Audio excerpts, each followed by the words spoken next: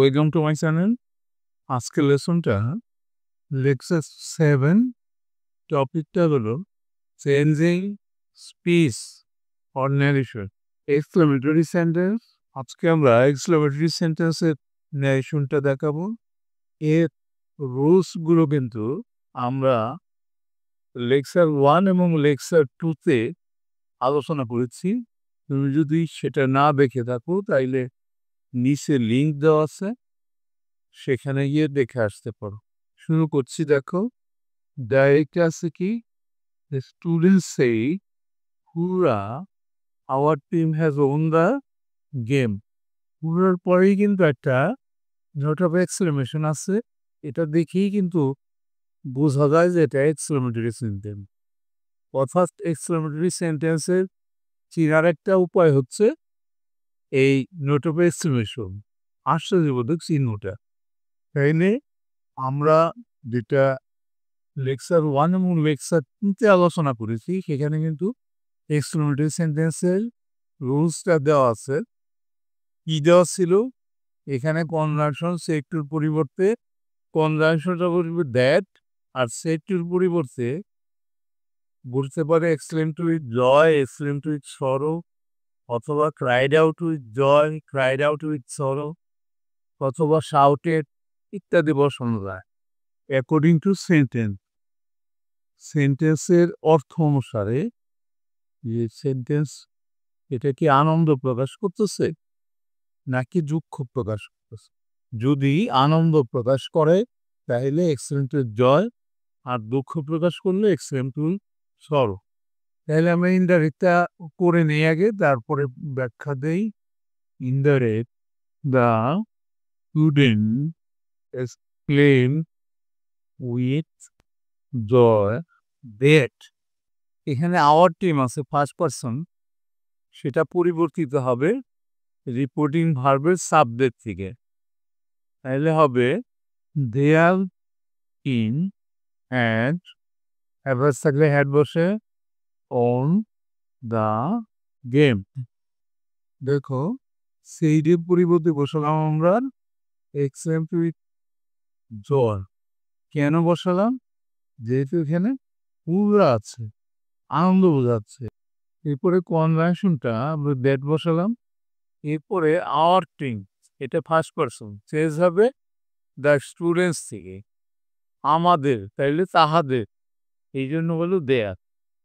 দেয়ার team, এখানে has ছিল, have has থাকলে আমরা হ্যাডে চলে যাবে, তাহলে হ্যাড ওন দ্য গেম। এখানে ওন মূল ভার্বের পাস্ট পার্টিসিপল, এখানেও কিন্তু হ্যাডের পরে মূল ভার্বের পাস্ট পার্টিসিপল। নিশ্চয়ই বিষয়টা বুঝতে পারলে। এরপরে আমরা পরের এক্সাম্পলটা দেখি। ডাইরেক্টে কি বলল? The man said alas I am undone. এটা কিন্তু আনডান হবে, অনডান হয়ে গেছে, ইউএন হবে। তাইলে এটার ইনডাইরেক্টটা কি হবে আগে আমরা লিখে নেই। The man exclaimed with alas I. দুঃখের কথা বলা হয়েছে, এই জন্য এটা এক্সক্লেমড উইথ সরো। আই আছে এখানে, চেঞ্জ হবে সাবজেক্ট থেকে। সাবজেক্ট আছে এমিজার থাকলে যাবে was were, he was undone. দেখো, এখানে সেইডের পরিবর্তে কিন্তু আমাদের বসলো এক্সক্লেম উইথ সরো, যেহেতু এখানে এলাস আছে এই কারণে সরো বসলো। কিন্তু কনজাংশন দ্যাট বসলো এক্সক্লেমেটরি সেন্টেন্সে। এরপরে এখানে সাবজেক্ট আছে আই, এই জন্য চেঞ্জ হলো রিপোর্টিং ভার্বের সাবজেক্ট দ্য ম্যান থেকে, তার পরিবর্তে বসলো হি। এম ইজ আর থাকলে তার পরিবর্তে বসলো ওয়াজ ওয়ার। তাহলে ইজ আছে, এম আছে, যেহেতু he third person singular number, এর সাথে কিন্তু ওয়ার যাবে না, ওয়াজ যাবে। আর এখানে কিন্তু ভুল হয়েছিল বানানটার, আনডান, ইউএন পাবে এখানে, আনডান শিখে রইবে। নিশ্চয়ই বুঝতে পারলা। এবার আমরা উত্তরটা লিখে নিই। She now exclaimed with joy that, সাবজেক্টটা কিন্তু ইট আছে, তাহলে ইট 5% ঠিক তাই থাকে, পরিবর্তন হয় না। এমিজার থাকলে ওয়াজের হয়, ইট ওয়াজ হোয়াট বা হাউ থাকলে এগুলো ভেরি অথবা গ্রেটে রূপান্তরিত হয়। তাহলে what it was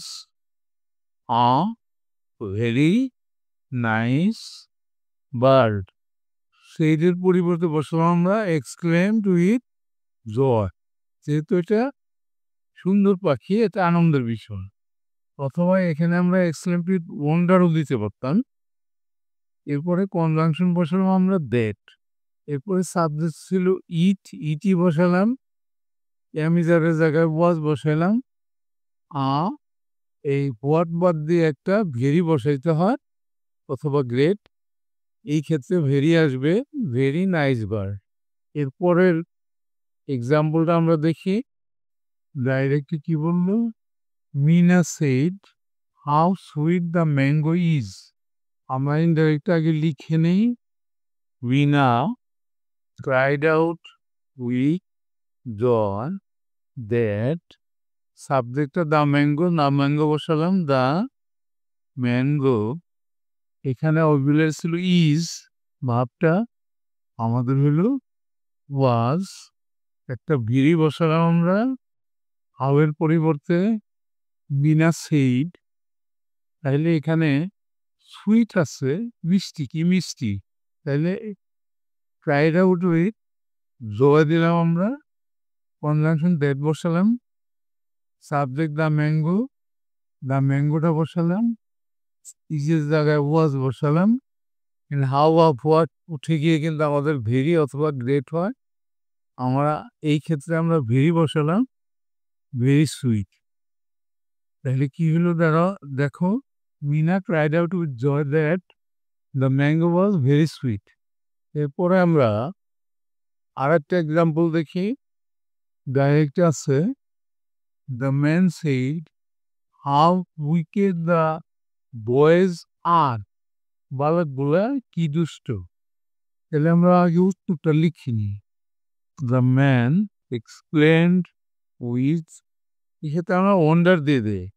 wonder, conjunction that, subject the বয়েজই থাকলো, আর ছিল, ওয়ার হলো ভেরি উইকেড। দেখো সেডির পরিবর্তে এই ক্ষেত্রে আমরা লিখলাম এক্সপ্লেন্ড উইথ ওয়ান্ডার। কেন, লোকটা আশ্চর্য হয়ে গেল এই বালকগুলার দুষ্টুমি দেখে। The man explained with wonder that, conjunction that বসলো, এক্সক্লেমেটরি সেন্টেন্স বিধায়। সাবজেক্টটা দ্য বয়েজ আসলো, এখানে আর হয়ে গেল ওয়ারে চলে গেল। আর হাউ বা হোয়াট থাকলে একটা ভেরি অথবা গ্রেট বসে, এই ক্ষেত্রে ভেরি বসলো, ভেরি উইকেড। নিশ্চয়ই তোমরা বুঝতে পারলাম। এরপরে আমাদের সর্বশেষ এক্সাম্পলটা আমরা দেব।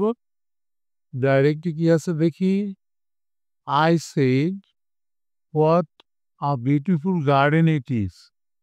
আমরা উত্তরটা লিখে নিই আগে। এখানে বিউটিফুল গার্ডেনের কথা বলা হয়েছে, তাহলে অবশ্যই আনন্দের কথাই বলা হয়েছে। তাহলে I exclaimed with joy that, সাবজেক্টটা ইট, তাহলে হলো ইট, ইটটা ওয়াজ হয়ে গেল, it was a very beautiful garden.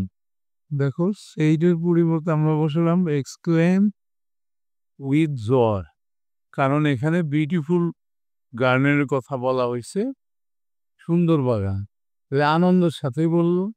এরপরে কনজাংশন দ্যাট বসলো, সাবজেক্টটা ছিল ইট, ইটি বসলো, ইট ছিল, সেটা ফার্স্ট ফর্মে গিয়ে ওয়াজ হলো।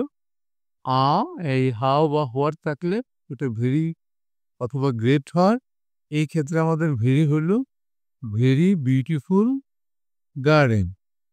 নিশ্চয়ই তোমরা বুঝতে পারলা। এরই সাথে কিন্তু আমাদের আজকের লেসনটা শেষ হয়ে গেল।